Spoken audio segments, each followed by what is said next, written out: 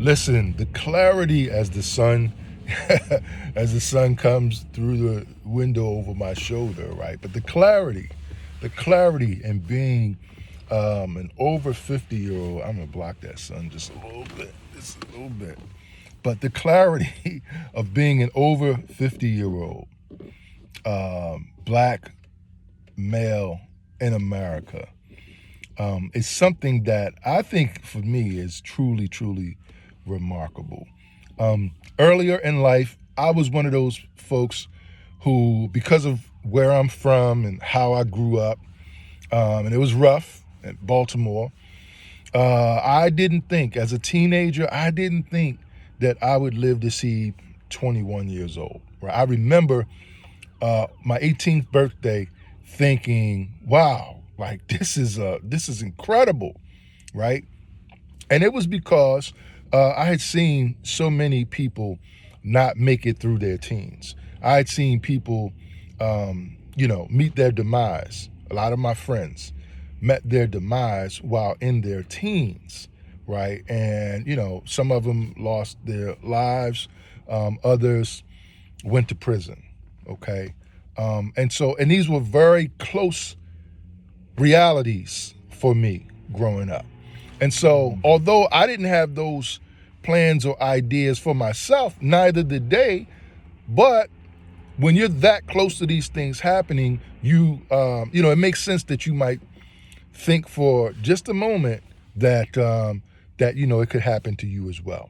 And I did. And so, I really didn't have any plans. I was a relatively intelligent guy, right? Who had some aspirations for life itself if I, saw past those ages, 18, 21, or what have you, right? But it was a big if, though. It was a big if. It was almost, this is during the early 90s when I came of age, right? But it was almost as if the expectation was not to make it. And so, like, don't plan for anything, live for today, right? And that's the way we all kind of came up, even those of us with some aspirations about or for life, right? In a good way, in a positive way. And so, and then one day you wake up and you're 50, okay? And you've made it through all kinds of stuff, right? And while the earliest years of my life may have been somewhat more daunting, all right, difficult than what most people would experience growing up in America, right? What I got now is that a lot of my adult life kind of has fallen right in line with what most Americans of any culture have experienced, right?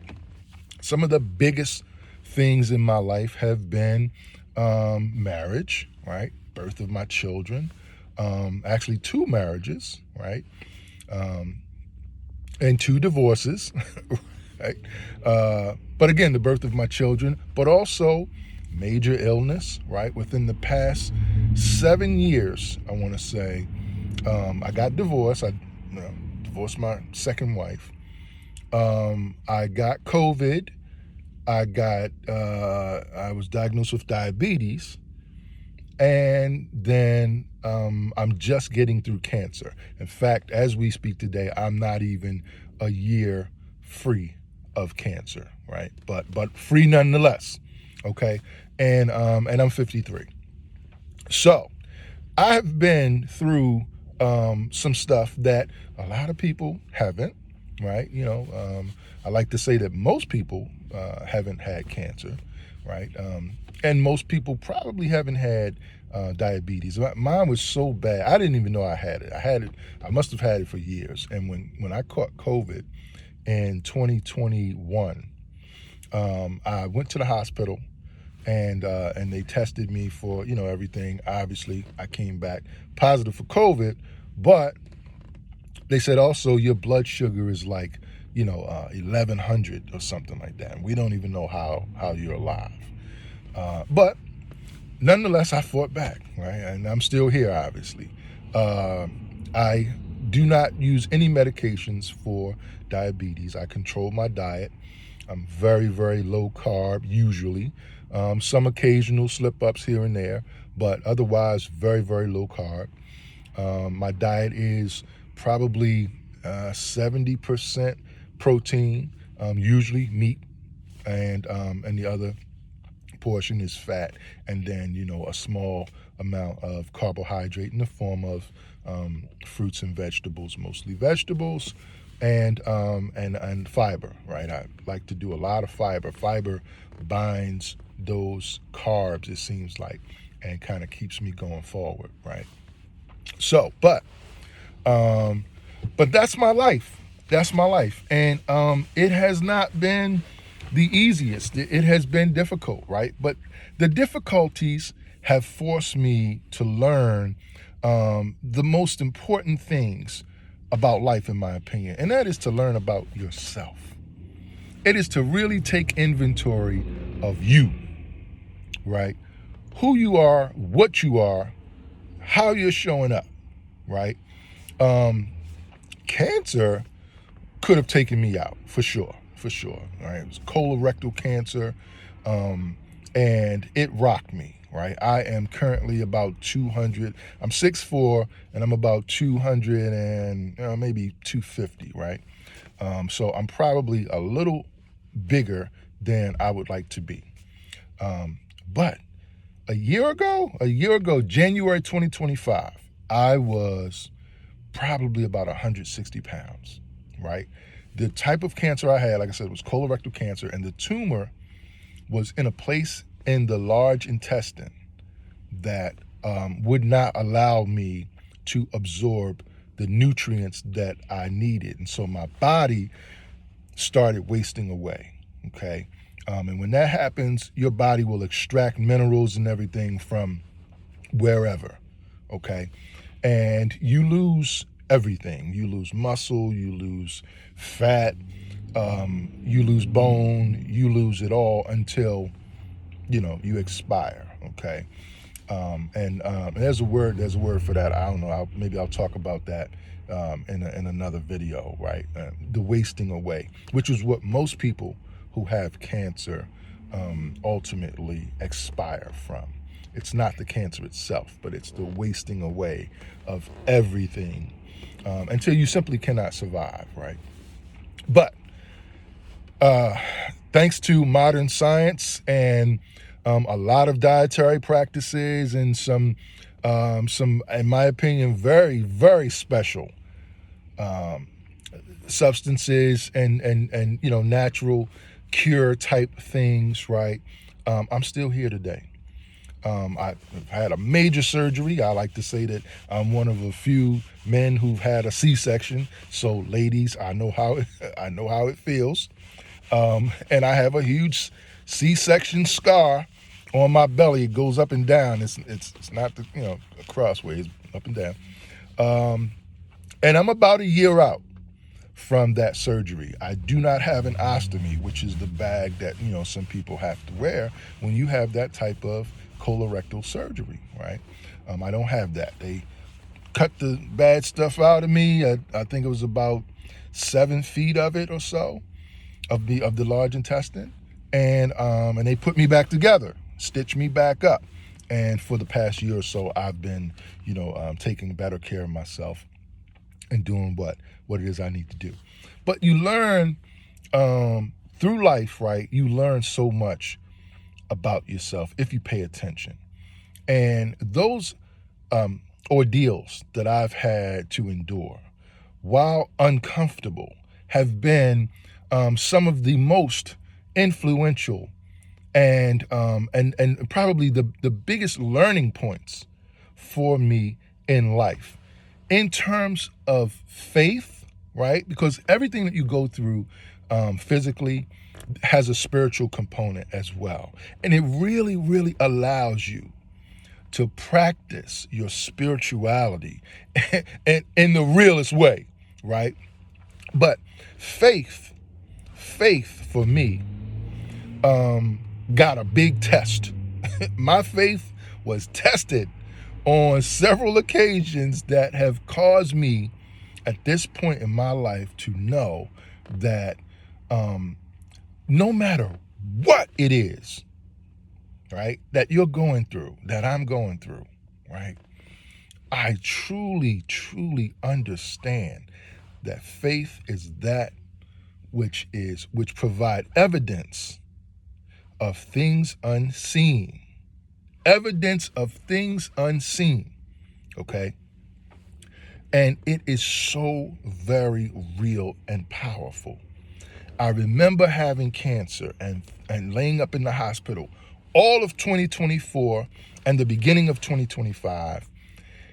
And as much in pain as I was, as much, bringing everything back up that I tried to eat or swallow, as I had to do, as my body was doing, every chance I got, I remember forcing myself not to ruminate on the pain and the suffering that I was going through, but to put my mind on this too shall pass, and to literally see myself living in the end and being healthy and whole once again, right? I loved being a younger man. I'm 6'4", I was always tall, relatively slim, but playing basketball was my thing, and I taught it and I coached it, and so I saw myself being able to do that. And I mean, I'm telling you, I literally tried to put myself back on the court. I'm a lefty and I have a beautiful jumper, right? I make it most of the time, right? My father was ambidextrous. He could shoot with either hand and hit it all day, bottoms up, from anywhere on the court, right? But I'm a lefty and I shoot with my left. And I'm telling you, 9 times out of 10, it's going in. You can count it, baby. It's money, right? And so I would lie in those hospital beds all over Baltimore. I even went to Philadelphia. I'm looking for treatment. So, there's a big, big story around my cancer ordeal. But I won't get too much into it today. But I would lie in those beds and I would shoot.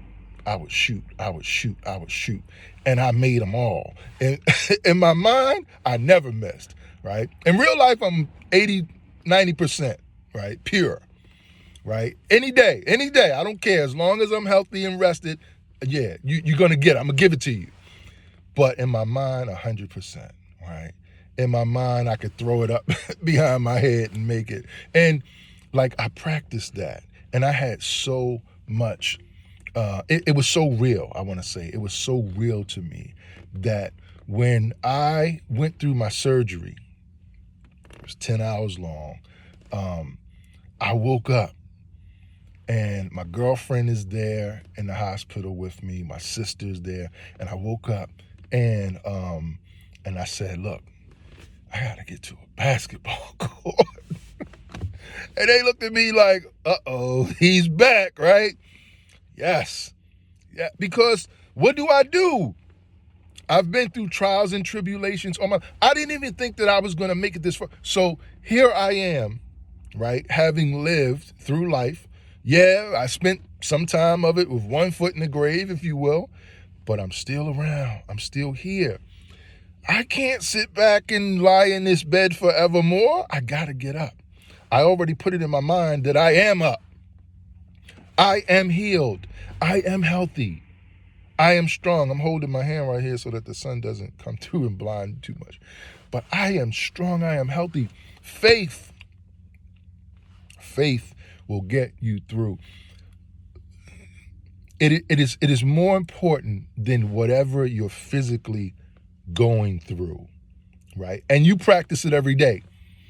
Where's your car at right now? Okay? Where's your car? All right. If you're not in it, if you're not in your car right now, let's say you've parked your car someplace, okay? You're not in your car. You're watching this video from someplace other than your car, all right? So you've parked it. Where is your car? All right. Now the answer to that question is how you begin to practice faith. because you don't really know if it's still there. You know where you parked it, but you don't really know if it's there right now. However, when it's time for you to pick up and leave the place where you are right now, right, which is not your car, remember, that's how this practice goes, right?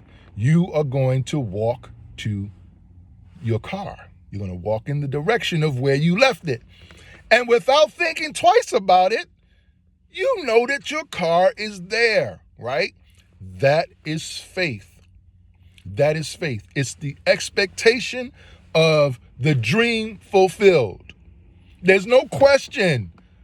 You're going to come out of the building, the house, the apartment, wherever you are, and you're going to walk in a certain direction because that's where you know your car to be. Because that's where you left it, right? And I hope it's still there, right? Of course. But that's what faith is about. And you do that with everything. You do that with everything that you want. You do that with everything. It's the expectation that it is already done. And this is what living in the end is about. So as opposed to me thinking, I'm not going to live to see 18, I'm not going to live to see 21, I'm not going to make it, I've learned to change my mindset. And here I am. Here I am. Sky's the limit. Same old 7 and 6, nothing more, nothing less. Please subscribe, like, share, and comment down below. See you soon.